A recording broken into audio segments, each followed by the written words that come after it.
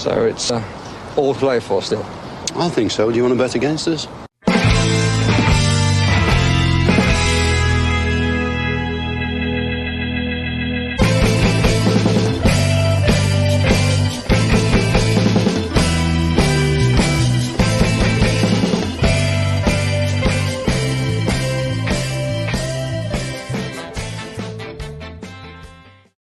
Hi villains, and welcome to For the Love of Paul McGrath podcast. Firstly, can everybody hear me?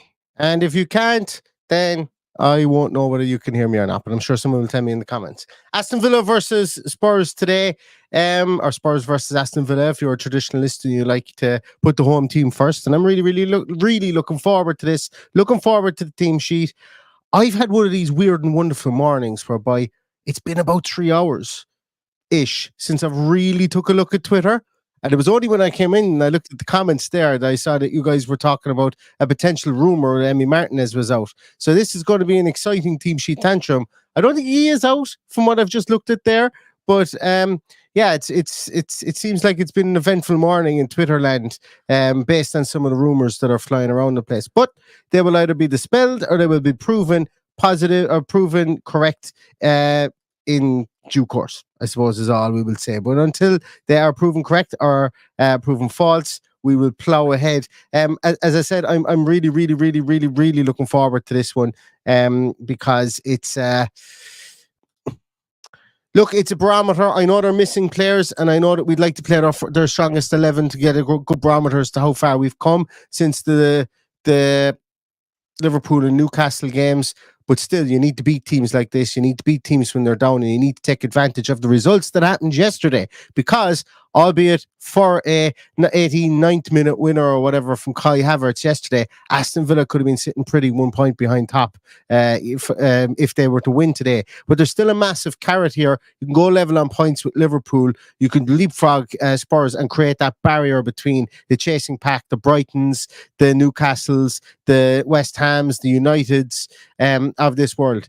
Create a buffer zone between those guys as we go into a period of difficult games. So today is super important for Aston Villa. Super important that we come away with something from North London today. Yeah, Paddy is somewhere. I heard you join, Paddy, but for whatever reason I can't see you. So give me 1 second and I'm going to try and get you up on the screen. You're missing. Oh, there you are. Here is Paddy. Paddy is on location. As you can see, there's a lovely dartboard behind him. I'd love to tip into a game of 301 double off on that one, Paddy. Well, whereabouts are you today? I'm in Cork today with the Cork Lions. The Limerick Lions have come to meet the Cork Lions for the first time. So we were well looked after this morning, and we were fed in 3 little piggies in Cork City, and now we're in the pub here called the Gallows, where the Cork Lions meet. So if you're ever in Cork, that's where you come to watch them play. Yeah, I've never actually been in the Gallows. I don't know where it is. I know they used to meet in Paddy the Farmers, and I know that place only too well. I think me leaving Cork might have been the reason Paddy the Farmers closed down for a couple of years and then reopened again there on the old Blackrock Road in Cork. But the trade was down, was it? The trade was down. Yeah, trade was down. Trade for food more so than anything else, I think. But look, Paddy, I know we've spoken a good bit about this game today. Have you been reading Twitter, or have you got a chance to look at any of those, or do you have any inside information on any of the rumours, I suppose, with Emi Martinez being a potential doubt for today?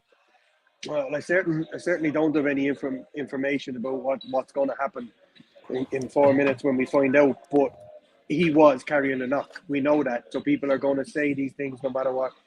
And look, what can we do? If he's out, it's a huge disappointment. If he's in, it's another boost that we have.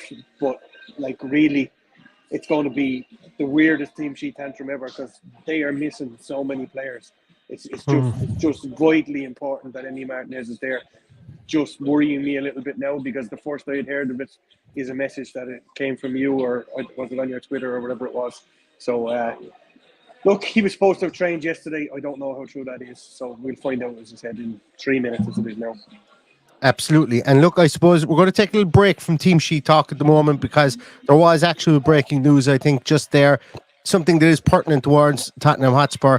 I suppose somebody that will go down in from the playing circles anyway as a Spurs legend, potentially. Well, definitely, I would say. Terry Venables passed away today in his 80th year. Um, a former England manager, somebody who really went and almost did go and follow the kind of the Bobby Robson mold of going abroad, having success abroad as well. And he is he's a manager. He was a larger than life guy.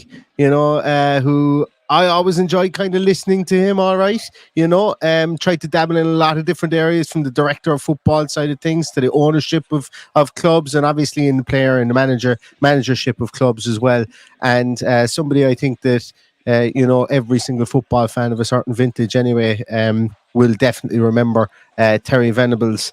For one thing or another, anyway, I think so. Obviously, we're playing Spurs today. I would imagine that there's going to be some sort of tribute before the game to him, albeit that it is a late breaking news.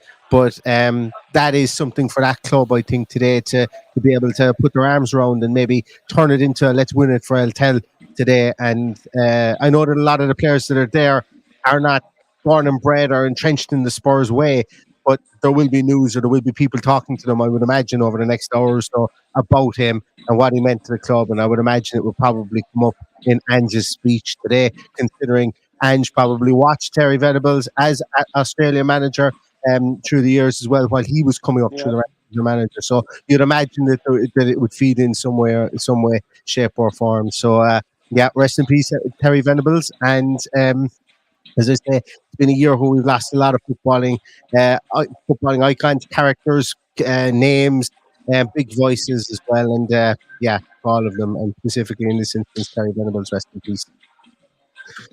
Absolutely. Really like what you said. I don't think the players will be concentrating too much on that, but it will, I would imagine, add to the atmosphere today, because the amount of love that the sports fans would have for him would be phenomenal. So rest in peace. Barcelona manager is what I loved him for the most. And it's a sad day for football, because he was a good football man. Anyone that ever had the pleasure of listening to him speak, he was a great after dinner speaker as well. Absolutely brilliant. One of the best. And may he rest in peace. Did he have a professional singing career as well, Paddy? I think he did. I think he was close enough to it. I think he did. I think he was he was a crooner. Yeah, he was a decent singer. I remember him singing something. I was actually in an after dinner speech, and right at the end of it, he sang "My Way," which was probably fitting to the way he was. Everything was his way. But rest in peace, Terry. And now we're back to business, because the team is in. The team is out, and Unai Emery is doing it his way as well, because the team is changed for this game. So Martinez isn't goals anyway, so we can put that one to one side.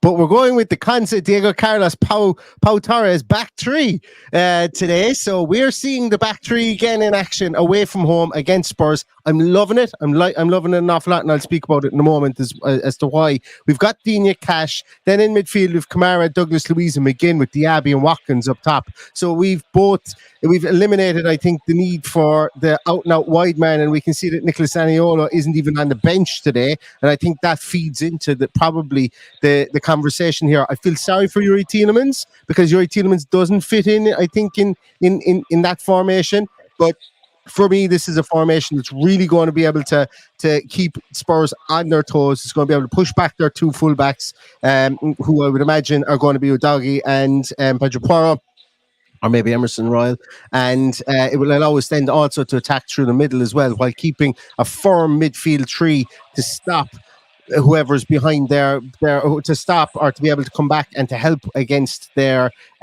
three that will play behind Son Heung-min. So just to go through the subs, we have Olsen, Tielemans, Alex Moreno, Longley, Duran, Bailey, Dendonker, Jacob Ramsey, and young Tim Eric Bunham makes the bench as well. So no Nicolas Zaniolo today. I can imagine maybe he must have taken a knock, or maybe it's just a game. Unai has said, listen, look, let's manage you. You're coming back from a massive injury last year, and let's just manage your workload for the time being. This formation may not suit him. So maybe that's what the thinking is here. What's your thinking, Paddy? Well, first and foremost, delighted to see that Martinez is in there, and delighted to see that Jacob Ramsey is on the bench, because we know we can spring him and be a game changer in there as well. I'm sure he's in there because he's fit, and not for any other reason, just to frighten the opposition. But look, there's loads of opportunity here, and I'm enthused that he went with the back three, because I think that gives us an awful lot of pressure in their half of the pitch. That's the way I see it coming today, and we've got a lot of recovery players there that can deal with young Minson. And I'm very enthusiastic, but I'm looking forward to seeing what Spurs are about.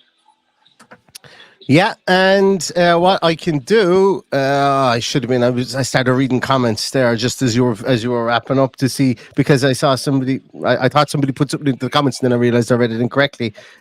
So Spurs team is as follows. Come on. So does anyone think that they've? Yeah. Good Spurs.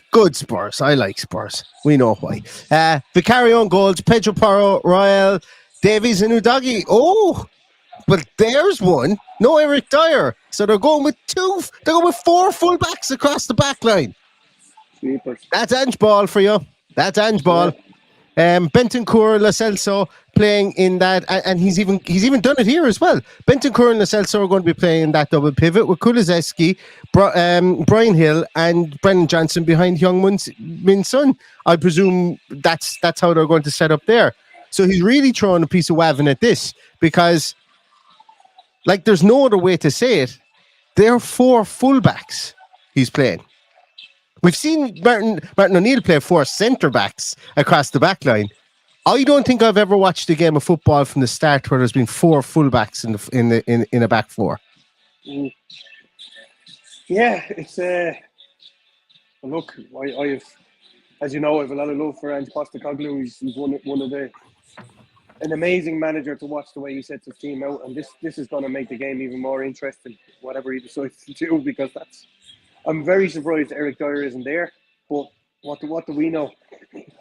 the world of football is changing all the time, so maybe he's just gone totally on pace there, and what he has is the quickest that he has to recover. That's the only explanation I can come up with. And we know Udogie is only coming back from an injury, so he's probably borderline whether he should be starting. So yeah, it's a strange one, a really strange one. Who's he got on the bench? I'm going to be honest. I can name a goalkeeper and three outfield players, and then I'm absolutely bamboozled for some of the other ones. So on the bench, there's Fraser Forster. You've got Aston, Dorrington, Eric Dyer, Ollie Skip, Pierre Højbjerg,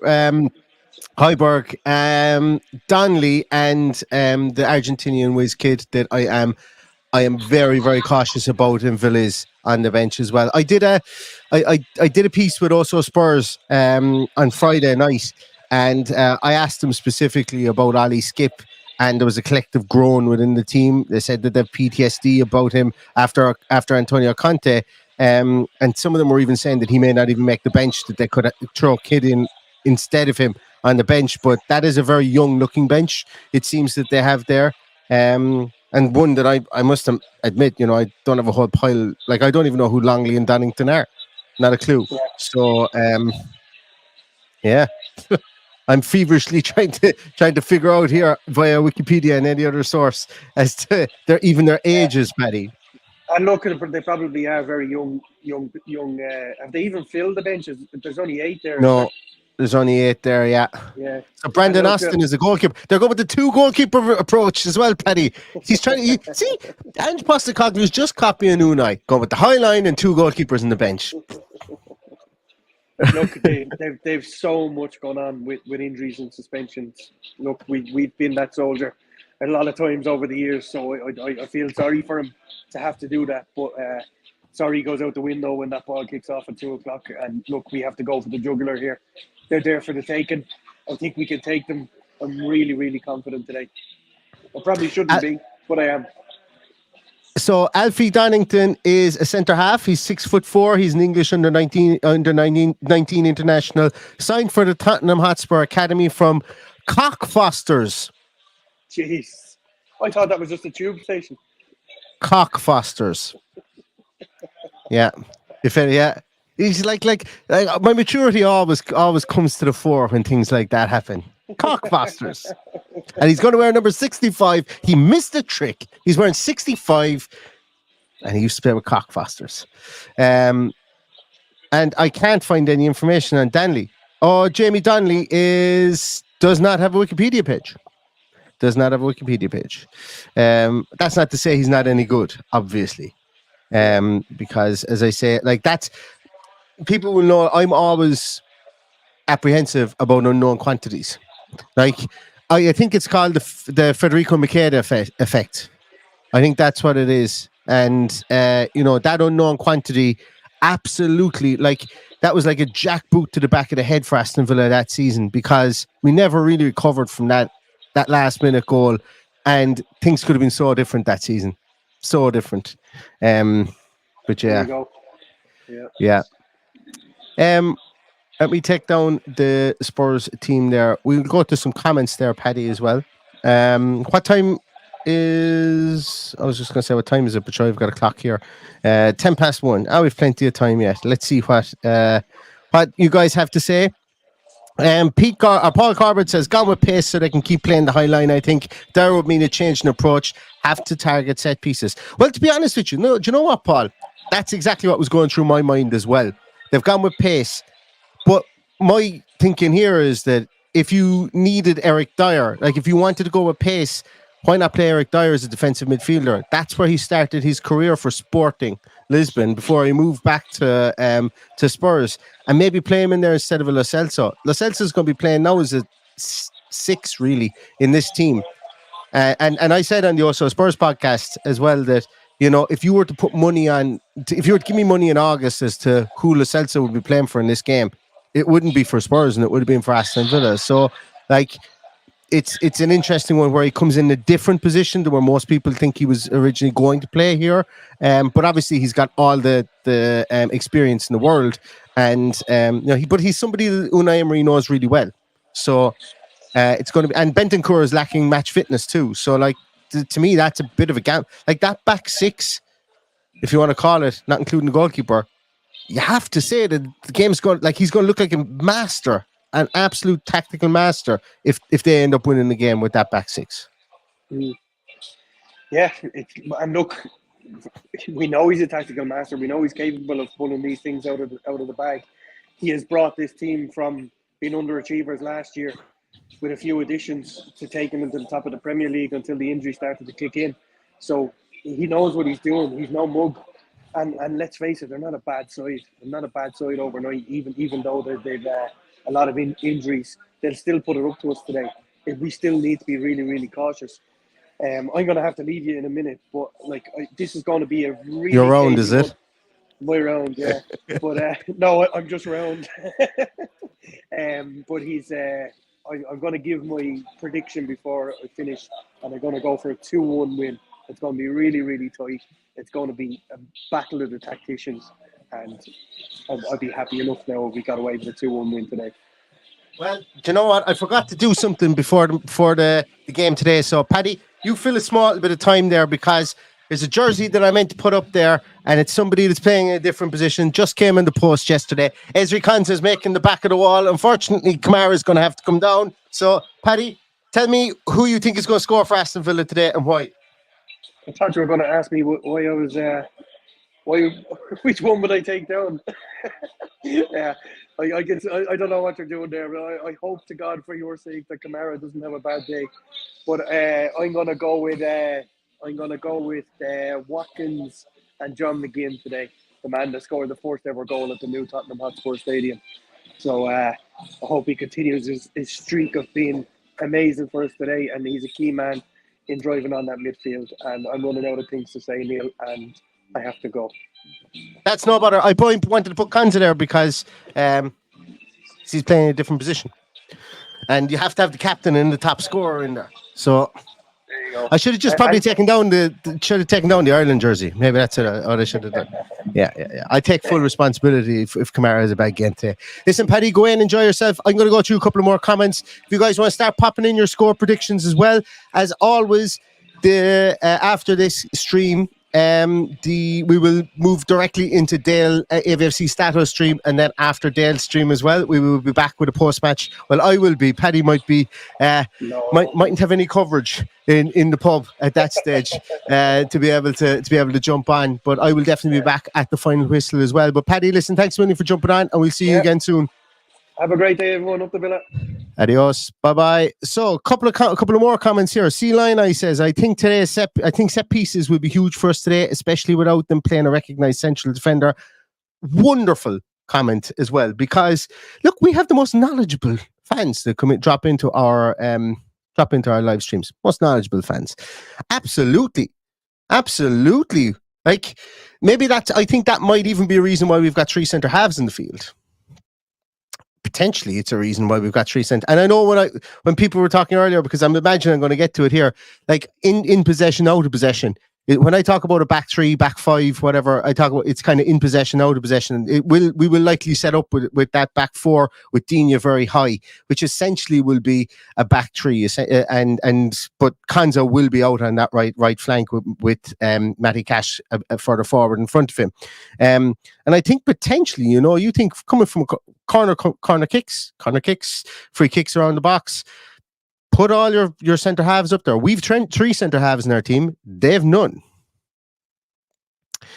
Let's see. We're not exactly we don't have any giants on this team.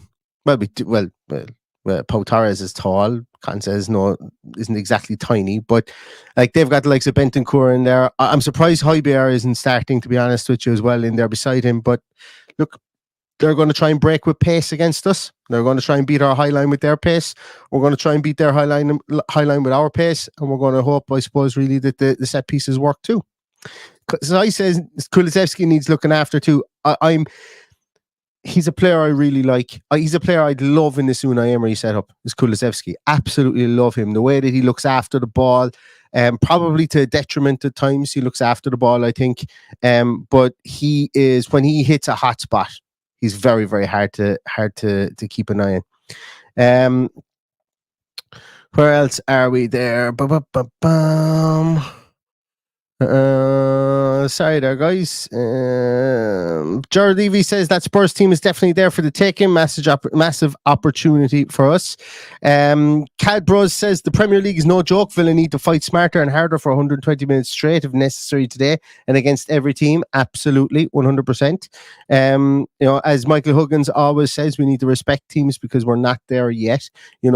We're getting there, but we have to create barriers and buffers between ourselves and teams. So you can't take any game for given. CC, with regards to my chat about Eric Dyer, says I wouldn't trust Dyer as much as I trust Lo Celso and Bentancur to do the job. These are tough, skilled professionals, and a doggy is one to look out for. I suppose really like toughness in Eric Dyer probably I managed to not rattle, and I didn't purposely try to do it much. But about 2 years ago, I put up on Twitter and I specifically tagged a few Spurs accounts. And I asked, was Eric Dyer a club legend? Because he had more England caps while playing for Spurs. He had more goals and he had more appearances than the likes of Sol Campbell. And I rattled off a load of other Spurs players. And everyone to a man came back and said, no, he's not a legend. And then I rattled off how many managers he's managed to see off at the club. And that the silverware that he's won at the club, albeit the club hasn't won tons of silverware, but the silverware he's won and the competitions he's played in, as opposed to what those other players that were there. And, Eric Dyer might not be everybody's cup of tea, but he's definitely a professional and a tough player, probably on the backside of his career, obviously, at the moment. But, if he comes on as a centre half there, he's going to do a job for them today for absolute certain. And he's just been a guy that's always come in and done what he's told and done a job for either Spurs or for England as well. Where else are we? There's a couple of scores coming in there. Yeah, so the scores have started to come in already. So I'm going to peak to our pivot towards the scores. John Lukeman is going with 3-2 Villa. Scott Little is going with 2-1 Villa. Daniel Hobson's going with 3-1 Villa. Habs is going for 4-1 Villa with the Watkins and Diaby show. Michael O'Brien is going 4-2. There's goals in this game. And Jake Aston Villa is going for 3-2 as well. Mike Kane is going 2-0 Villa and Kevin Donnelly 4-2 win. C-Line is going 3-1. Dunleavy's going 3-1 and Jordi Villa is going for a conservative 18-0 Villa at halftime, but 19-2 full time. Unai Emery won't be happy at that, conceding or losing the second half, should I say. Rachel is going for 2-2 draw. Michael Richards is going for 3-1 Villa. Sai is going for 3-1. if we keep the ball a bit better. Dico Blanco is going for 6-1 Villa. Audrey Lynch agrees with me about something, I can't remember what it was, but she's going with 2-1 Villa. That's not far off my score as well, that I will tell you in a moment. Maybe you're agreeing with my score.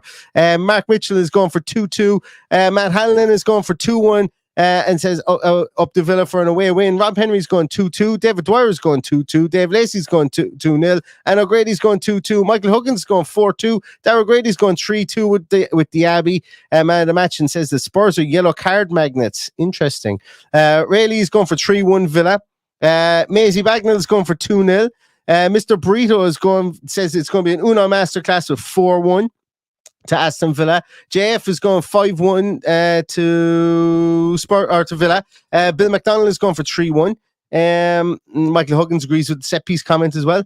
And the Try Fighter says Ramsey is Bellingham in disguise. Wouldn't that be great if he came off the bench and started scoring goals like at the rate of Bellingham is scoring them at recently? Kat Cannon is going with 1-0. Lena Peterson is going with 3-1. Where else are we? Scores. John Love Spain is going for 4-1 Villa. Savas is going for 3-0. Ozgerm is going for 2-1. Jared Kerman's going for 2-1. Oscar's going for 4-2. Where else are we? Marley's going for 3-0. Paul Cox going for 3-0 as well. Paul Miller going for 2-1. Azim going for 2-1. Aidan D going for 2-1 Villa. Rex Colt going for 3-2 to Villa. Paul is going for 5-0 Villa. 3-1 says Ronan Ward. CC says 3-0. Let's get that clean sheet. Jam Jack is going for 2-2. Or he's saying he'd take a well-fought point at 2-2. Damien's going for 4-2. Michael Parsons going for 2-1. Leslie going for 3-1. Stewart goes for 4-2 Villa. CS11 is going for 4-2 to the Villa Boys. Captain Sai is going for 2-1 to Villa. Cadbro is going for 2-1.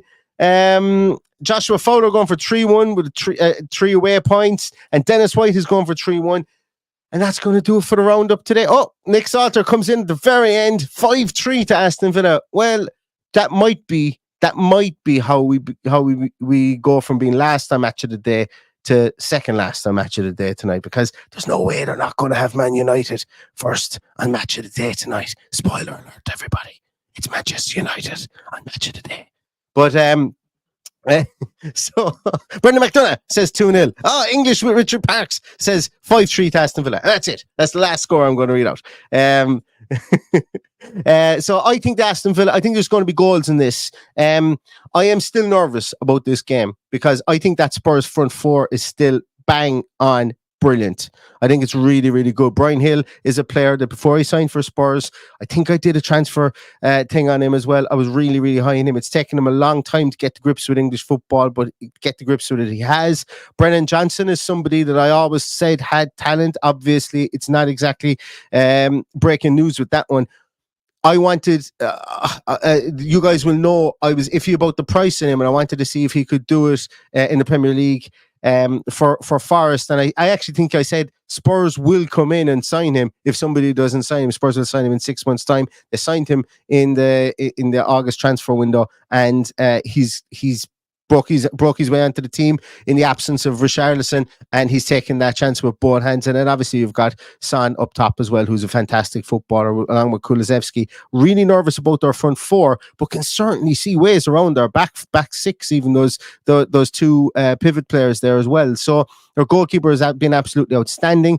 I think he's going to have a busy day today. I hope he's going to have a busy day today. But Villa don't bring their best form away from home. So it's really oxymoronic in that sense that we want Villa to have that signature away performance today. If they do, they should be able to run that back four ragged. But it's not as simple as that. Aston Villa have been a bit Jekyll and Hyde away from home, and playing at home, playing away from home, should I say, is Jekyll and Hyde this season at times. So we need to bring, and I don't know which one is the good one or the Jekyll and Hyde, so we're going to need to bring the good one of those away from home today.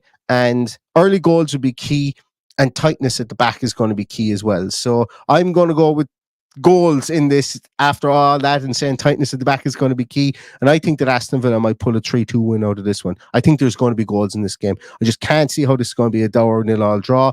It just doesn't fit the narrative at all of the way both teams play. But stranger things have happened in the game of football.